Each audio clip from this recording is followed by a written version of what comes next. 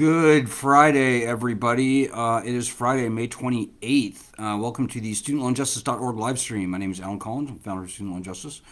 We are the oldest, largest, and pretty much only citizens group, grassroots citizens group, actually and only fighting for student loan justice. Years of our existence, that meant very moderately returning bankruptcy protections to student loans. But folks, probably about 3 years ago, but certainly with the onset of this, all rational metrics show clearly that this lending system is failed. It is catastrophically failed. The default rate for all current borrowers before the pandemic was going to, if not higher. That's before the pandemic. So the subprime home mortgage default rate was 20%.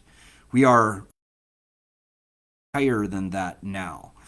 So guys, this lending system is toast. The loans at this point have to be canceled. The lending system has to be a nationally threatening lending system. It cannot continue. We need to figure out a better way to fund higher education. And that is the next conversation, but that is not today's conversation. Today's conversation is what needs to happen right now. And right now, number one, bankruptcy protections have got to be returned to all student loans. They should have never been taken away in the first place. They need to be returned. And beyond that, all federally owned loans must be canceled. This lending system has to be taken to the bath and drowned in the tub. It's that simple. You know, we are in a pandemic where we threw many trillions of dollars of stimulus out to the economy, every dollar of which added to the national debt and had to be drawn from the Treasury. Well, with canceling federal student loans, federally owned student loans, you don't add one penny to the national debt and you don't take one dime from the Treasury. So it's time for this. We started a petition last March 2020. We now have well over 1 million signatures. If you haven't signed it, sign it. It's change.org/cancel student loans. So anyways, if you have any questions or comments, feel free to throw them out. I'm going to keep it really quick tonight. I want to talk tonight about Joe Biden's budget. Okay. So loan cancellation, according to Forbes and other financial media, student loan cancellation was dropped from the president's budget. And it's all over the news, and their hair is on fire, and it seems to be really making waves. And don't get me wrong, I hope all of you are really pissed at Joe Biden right now because he deserves our ire. You know, before the election, he was saying, "I will eliminate your student loans if you earn less than $125,000 a year, etc., etc." And after the election, he's like, "Oh, no, I'm not going to do that. Nope, won't be doing that. Oh, people went to Penn or Harvard, they don't deserve all this nonsense." He's backsliding. He's flagrantly, blatantly breaking his campaign promise. So that should make you very angry. The most recent headline, I'm sorry, guys, it doesn't matter. The president's budget it's meaningless. It doesn't have the force of law. And typically what people use it for is to sort of look and see what the president wants to spend money on. So if you work for some, I don't know, federal grant recipient, yeah, maybe the budget would be pretty interesting to you. But this is not that. Student loan cancellation is not something that requires money to be drawn from the Treasury. So frankly, I never even expected it to be in the budget. And to say it was dropped from the budget is just nonsense. It was probably never going to be in the budget. I seriously doubt that they even really considered it. So that's not what everybody should be pissed about. And make no mistake, guys, the financial media wants to defend, perpetuate, and keep this failed lending system alive. Like probably half the people that write about student loans for Forbes magazine, they would be out of a job. Their day job would be gone if federal student loans were canceled.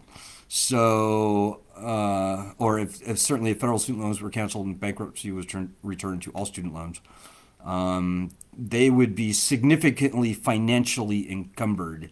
Thinking of people like Adam Minsky and others, but These guys are creeps, by and large, guys. I know they've mentioned our petition, and they should, but I'm not going to kiss their ass because they are against us. They've always been against us. They give the student loan swamp carte blanche to say whatever they want in the pages of Forbes magazine. And I'll give you one little story. I actually used to write stuff at Forbes. And then the president of, literally the president of Sallie Mae had my editor to lunch in Manhattan one day. I never penned another piece under my own name at Forbes magazine after that. So, guys, don't believe what you read in the media. Do not let the financial mainstream media demoralize, discourage, or otherwise de-energize you, because that's what they're trying to do. They want to perpetuate this lending system upon us. They're going to fail. Ultimately, that there's no way they can win, but they are going to keep on trying. Believe me, this lending system, they're not weak. They've got resources, and as bad and as catastrophically failed as the lending system is, they will not go down without a fight. And so, the mainstream financial media is just an arm of that whole thing. So, regardless of what Joe Biden put in his budget, which is meaningless anyways, and regardless of what Joe Biden says, even breaking his pledges, and you should be pissed. I'm pissed. You should be pissed. We are going to hold him to account. But no matter what Joe Biden says, no matter what any of the fools in Washington, D.C. or Manhattan or in the media, financial media particularly, whatever they might say, it is not going to change the fact that this lending system is finished. It's done. It's toast. Very few people were paying before the pandemic. My best estimate is that only about 35% of all borrowers were actually making payments before the pandemic. During this pandemic, it's like almost nobody, like not even 10%. Now, whenever this repayment suspension is ended, and believe me, the people in Washington, D.C. really, really, really want to end it because they really, really, really want to get you paying again. But that's just not going to happen, guys. That's not the reality. We've been through a year and a bit more of no payments at this point, and I think most people across the country have taken a very hard look at the financial situation. And if you think that many of them are going to resume making payments on their student loans, you're wrong. That's not going to happen. This lending system is dead, and the pandemic is the nail in the coffin. In my humble opinion, it is not only unwise to ever pay another dime, certainly into your federal loans, it's unpatriotic. Don't feed this beast. The founding fathers were very concerned about this lending system coming our way. That's why they called for uniform bankruptcy laws. In the Constitution, by the way, read the Constitution, Article 1, Section 8, at the list of congressional powers. At the very top of that list, not very top, but like the second or third item down, ahead of the power to declare war, ahead of the power to build a navy, raise an army, ahead of the power to coin currency and create a judiciary, is the founders' call for uniform bankruptcy laws. Now, student loan borrowers as a group, they are not afforded the same bankruptcy laws as all other borrowers for all other types of loans. We're also guaranteed equal protection under the law in the Bill of Rights. And again, as a class, student loan borrowers, federal student loan borrowers, certainly, who are by definition financially needy, are denied the same protection under the law, under the bankruptcy law, as all other borrowers for all other types of loans. Now, I don't know why the ACLU doesn't want to take up this constitutional argument. I think they've got their reasons. What I have seen is the ACLU pimping this problem. They're going, up to $50,000 loan cancellation. By the way, donate to us and give us your email. That's like what the ACLU is doing. Shame on them. I mean, they should be mounting a constitutional challenge, but whatever. So this lending system it's just toast. The founders were very afraid of this sort of a tyrannical lending regime rising up in the country, and lo and behold, here we have it. Now, you don't need to freak out about it too much. Lending systems fail from time to time. This one has failed.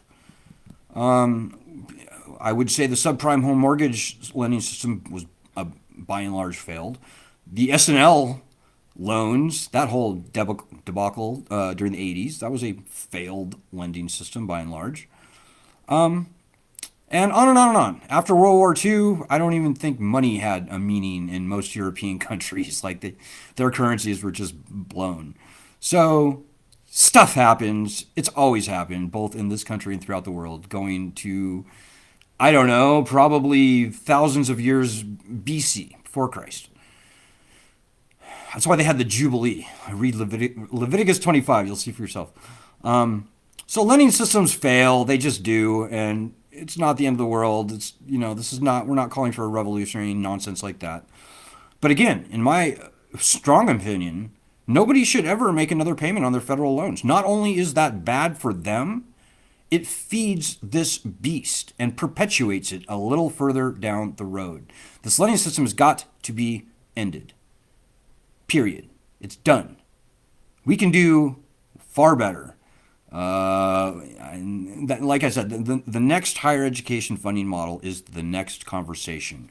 Right now, the conversation is what to do right now with the lending system that we are threatened by.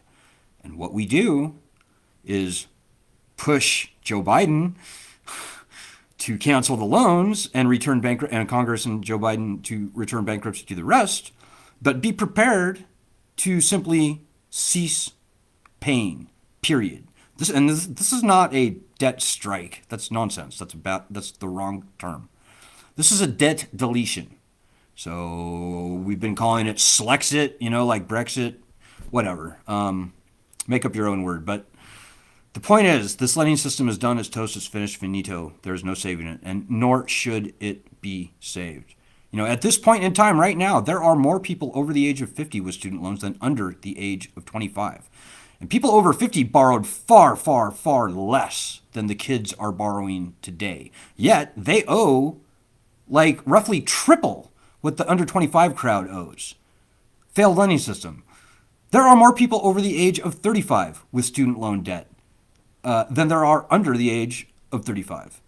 So, and they also, the older group owes significantly more. It's not quite double, but it's getting close to that. Failed lending system, guys. And this is not your fault. This has nothing to do with the borrowers. It has everything to do with a unconstitutional, predatory lending system. So if you ever pay another dime on your federal loans because you're afraid, that's not only unwise, it's unpatriotic. So mark my words on that. But again, back to the budget. Don't trip on the budget, guys. All that stuff doesn't matter. A year ago, Joe Biden, he essentially laughed me out of the room in Iowa when I asked him about returning bankruptcy protections to student loans. That was a little over a year ago. At that time, I didn't even. It would have been unheard of to even talk about canceling loans by executive order. So that didn't even get brought up. And so that's where we were at. I'm going to say, I think it was around January or February in Iowa. Well, before the election, Joe Biden had grabbed Elizabeth Warren's bankruptcy agenda and put it into his own. And by the way, Elizabeth Warren only put that bankruptcy stuff into her agenda because of us, and a really good article by Maureen Takasik of Reuters, so you know. Good job, Maureen. Best reporter out there, in my opinion. And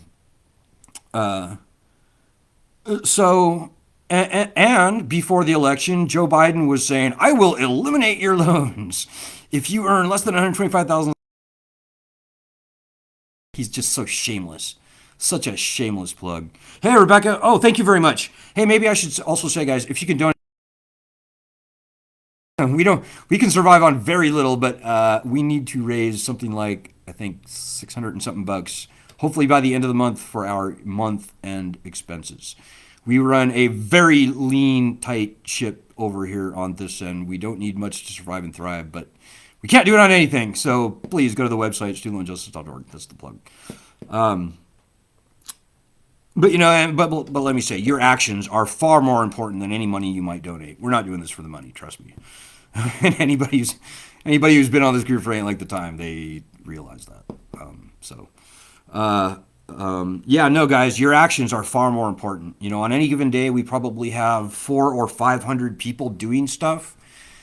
That needs to increase to, like, honestly, I wish 40 or 50,000 people were doing things every day. We've got over 1 million signatures on our petition now.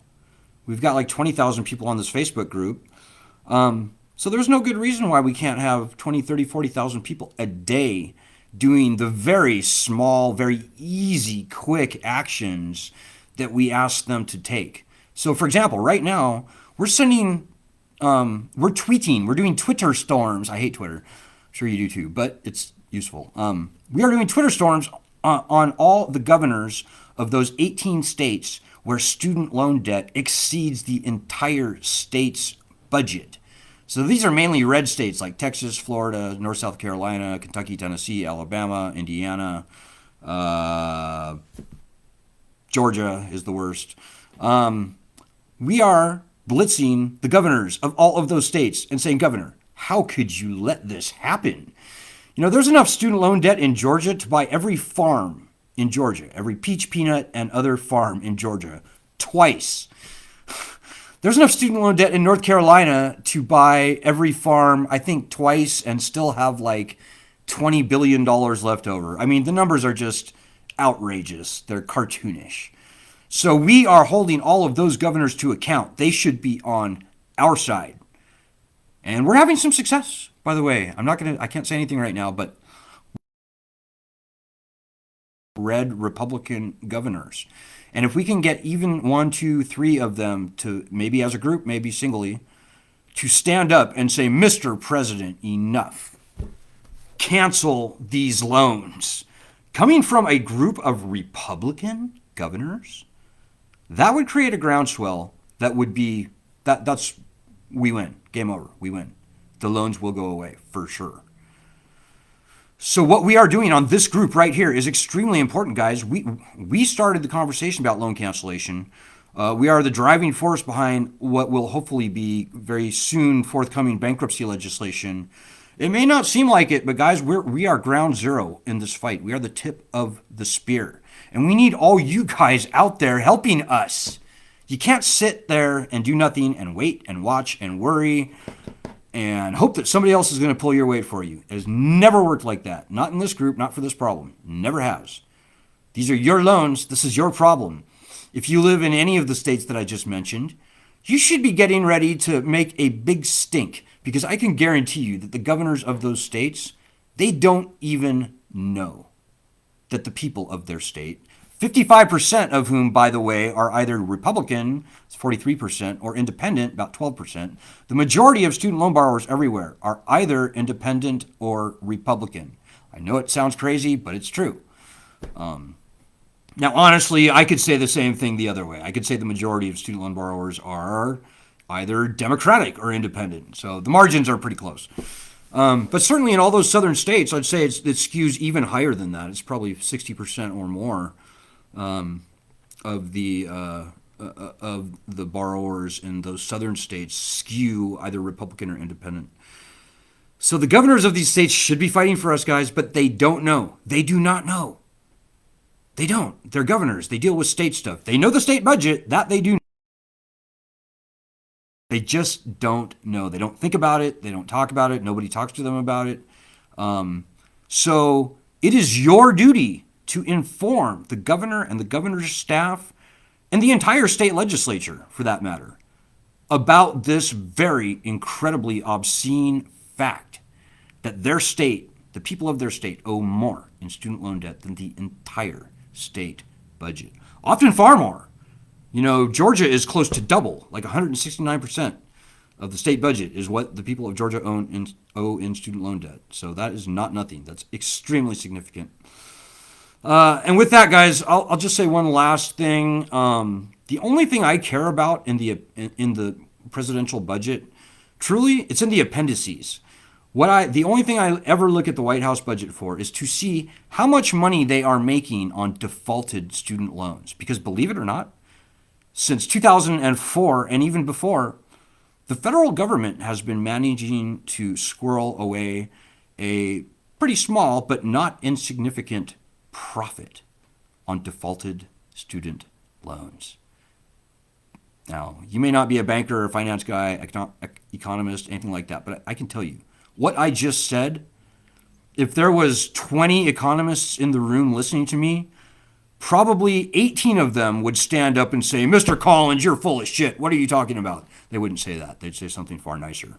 But they wouldn't believe me, and they would probably accuse me of lying. But I'm telling you, it's true. We cannot say that for any other type of loan, including government loans. If you look at the appendix, and it used to be Appendix 4, we'll see what it is this time. But if you look at the appendix of the White House budget and you look at the recovery rate for defaulted federal loans, FEMA loans, ag loans, SBA loans, veterans loans, all the loans that the government makes or guarantees, you will see a recovery rate of like 15%, 10 cents on the dollar, 10%, 5 cents on the dollar, or 20 cents on the dollar. And then you come to student loans, and all of a sudden it goes, $1.10 on the dollar, $1.22 on the dollar. I think last time I looked, there was only one type of loan, Parent Plus loans, that weren't making a more than $1 on the dollar for defaulted student loans. So why the media hasn't reported that, I do not know. If you know a reporter, if you are a reporter watching this, why? And verify for yourself that the government is actually making, not losing money on defaulted student loans. That lies at the core of this predatory lending system. And that is only enabled by the absence of bankruptcy protections, the absence of statutes of limitations, by the way. So I'm sorry to get too deep in the weeds here, guys, but there is a couple of good things about the budget. But whatever Joe Biden did put in or didn't put in about student loans is just meaningless in the first place. So don't trip, guys. We got this. We're in the best position we've ever been in. The only thing that's missing is more people fighting with us. More normal people. This is about your actions and your agency. I kid you not. We will get nowhere without you helping us, and that's just the reality. Your local, in your state senator, your senators, federal, your state senators and state legislators or whatever you got going over there in your state, they will listen to you. They won't listen to me calling with the Washington, D.C. phone number. I'm sitting here in Wisconsin right now. They're going to be like, who are you? They will listen to you. So talk to them and be our ambassador. You should be very proud. And history will show that we are on the right side of history. We are fighting the just fight. No matter what the haters say about personal responsibility, they do not know what they're talking about. This is the worst big government, nationally threatening, catastrophically failed lending system ever to haunt this nation. The people who wag their fingers simply don't know, or they're just petty, small people, and they're not even of any consequence to this argument. They don't have student loans. We do. This is our problem, not theirs. So I don't want to get too far into that. But don't worry about the haters, guys. Every honest exchange I have with the knee-jerk people who oppose us, they usually consider themselves to be conservatives. But every honest exchange I've ever had with everyone has resulted in them either apologizing to me or shaking my hand, sometimes even joining our group when they understand that we are fighting against big government. And, we are honestly, we're looking to rein in the colleges. I mean, this lending system has just flooded the colleges with so much money. It's ridiculous. And, this is exactly what most conservatives should be very concerned about. So, anyways, guys, I got a phone call. I'm going to keep it short. Well, I guess I already went kind of long anyways, but yeah, please donate. Please retweet that tweet that you see, and let's have a great weekend. Let's hit this weekend really hard. Peace. Oh, and thank you, Rebecca. Thanks again.